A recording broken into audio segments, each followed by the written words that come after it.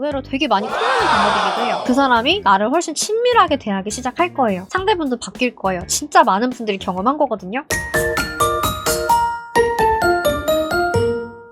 안녕하세요, 연꽃님들, 연잘님들, 대표 상담사 희원쌤입니다. 본론 가기 전에 살짝 TMI 하자면 얼마 전에 제가 재회 상담에만 쏟은 시간을 헤아려 본 적이 있었는데 정말 순수하게 재회 상담에만 쏟은 시간이 최소 4만 시간이더라고요. 오늘도 핵심만 딱 짚어드릴 건데 나머지 궁금하신 부분은 댓글로 남겨주시면 한 번씩 챙겨드릴게요. 그러면 4만 시간의 지혜 바로 전달해드릴게요. 집중 쫙! 본론부터 말씀드리면 나보다 중요한 게 많은 연인은 딱 두 부류예요. 첫 번째, 불안형이 아니거나 두 번째, 불안형인데 정말로 나를 안 사랑하거나. 첫 번째의 경우부터 어떻게 해야 되는지 알려드릴게요. 불안형은 연애가 1순위인데 불안형이 아니신 분들, 불안형 기질이 전혀 없으신 분들은 연애가 1순위가 아니에요. 그래서 여러분이 잘 결정을 하셔야 돼요. 나한테 중요한 게 내가 1순위로 대접받는 연예인 건지 혹은 그 사람인지. 불안형이 아닌 분들은 연애 말고도 중요한 게 많을 수 있어요. 그래서 왜 꼭 연애가 1순위가 되어야 하는지 이걸 납득을 잘 못해요. 그리고 나는 꼭 그 사람한테 1순위가 되고 싶다라고 하면은 방법은 딱 하나가 있어요. 그 사람이 1순위를 생각하는 뭔가가 있을 거예요. 워커홀릭이라고 하면은 업무에서 탁월한 성과를 내는 거. 취미에 몰두하는 사람이라고 하면 그 취미생활. 연인 말고 가족이 1순위인 경우도 있을 거고요. 본인한테 1순위가 되는 영역들의 핵심 요소로서 나를 끼워 넣을 수가 있으면 그러면 여러분이 원하는 효과가 낼 수 있어요. 예를 들어서 상대가 워커홀릭인데 내가 대표면 내 연락을 상대가 1순위로 볼 수밖에 없어요. 만약에 상대분 취미가 게임이에요. 그리고 나도 게임을 해요. 상대가 느끼기에 딴 사람이랑 게임하는 것보다 나랑 게임하는 게 너무 재밌는 거예요. 그러면 당연히 내가 1순위가 되겠죠. 가족, 특히 이제 어머니가 1순위인 사람이라고 할게요. 근데 어머니가 내 연인보다 나를 굉장히 이뻐해요. 내가 뭐라고 하면 내 말을 안 들을 수도 있어요. 근데 어머니가 희원이가 이렇게 하래 라고 얘기를 하면 그 말을 또 상대가 들을 수 있는 거죠. 이렇게 연애가 1순위가 아닌 사람이 나를 1순위로 여기게 만드는 게 불가능한 건 아닌데 이게 사람마다 1순위로 여기는 부분이나 소구점이 다 다르고 또 내가 그 해당 영역에 핵심 요소로 자리 잡을 수 있는 그런 여건이나 능력이나 그런 게 되는지도 다 다르시기 때문에 여러분 개개인의 상황에 맞춘 세세한 전략은 사실은 저도 여러분들 그 개개인의 그 상황을 다 살펴볼 수 있어야지 짜드릴 수가 있을 것 같아요. 그런 경우는 여러분 고정 댓글 링크에서 진단지를 제출을 해주시면 좀 살펴봐 드릴게요. 상대가 불안형이 아닐 때 내가 1순위가 되려면 꼭 뒷받침이 돼야 되는 요소가 하나가 있어요. 그거는 내가 존중해주는 거예요. 보통 불안형인 분들 같은 경우는 머릿속에 이런 생각이 다 있으시거든요. 원래 사랑하면 이렇게 해주는 거 아니야? 이런 불만이 자꾸 쌓이다 보면은 공격적으로 변하시게 되는데 여러분 진짜 아셔야 되는 게 원래 사랑하면 이런 거 아니야 라는 게 없어요. 불안형만 이렇게 생각을 하시거든요. 그래서 여러분이 다른 유형한테 같은 기준을 자꾸 요구를 하시면 그래도 사랑하는 사람이 얘기를 하는 거니까 할 수 없이 맞춰주는 척은 할 수 있는데 진짜 마음에서 우러나오는 반응은 여러분들이 얻어내기가 힘들어요. 불안형 분들이 공격적으로 행동을 할 때 나보다 다른 게 1순위로 보이면 질투심도 보이시고 하지 말라고 금지를 하거나 나부터 봐달라고 닥달을 하실 수가 있어요. 문제는 이게 상대분들한테 스트레스로 작용을 하게 되고 연애를 그만둘 수 있는 상황까지 가버릴 수도 있다는 거예요. 정리해보자면 그 사람의 1순위 영역에 내가 핵심 요소로 들어갈 수 있으면 베스트. 하지만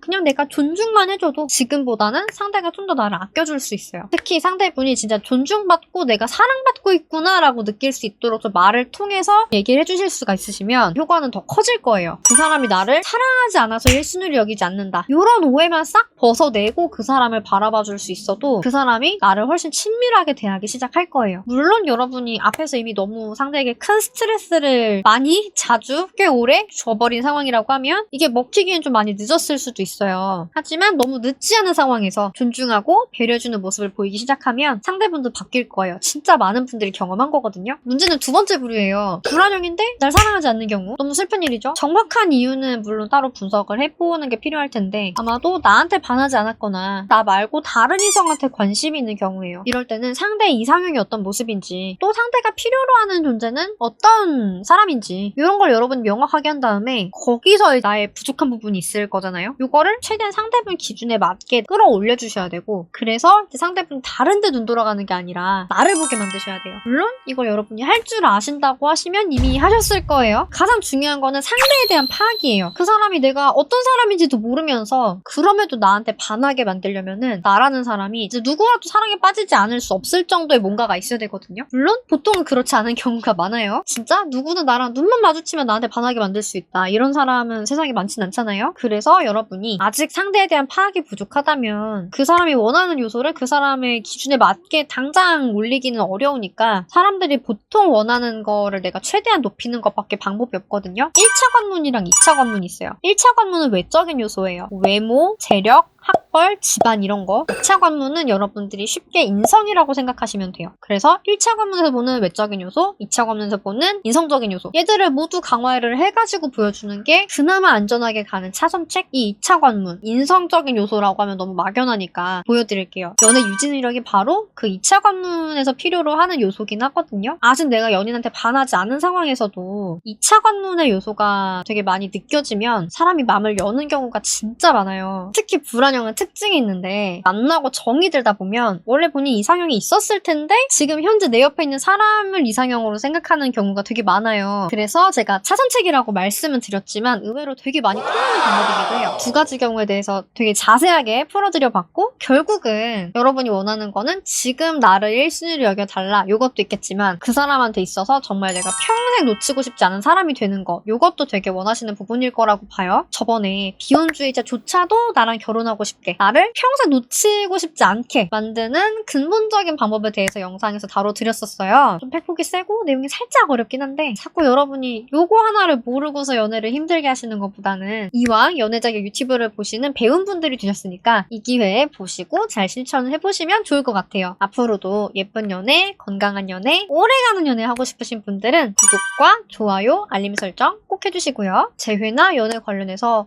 선생님 저는 어떡하죠? 고민 있으신 분들은 댓글 많이 남겨주시던데 좀 더 빠르고 정확한 의논은 진단지 제출을 해주시면 돼요. 진단지는 고정 댓글 링크에서 상황 적어주시고 카톡 주시면 됩니다. 오늘 핵심만 딱 알려드리려고 제가 진짜 많은 노력을 했는데 어떠셨나요? 공감 갔던 이야기나 깨달으신 내용들을 댓글에 적어주시면 콘텐츠 만드는데 진짜 큰 힘이 됩니다, 여러분. 그럼 우리 다음에 또 만나요. 구독 잊지 마세요. 안녕!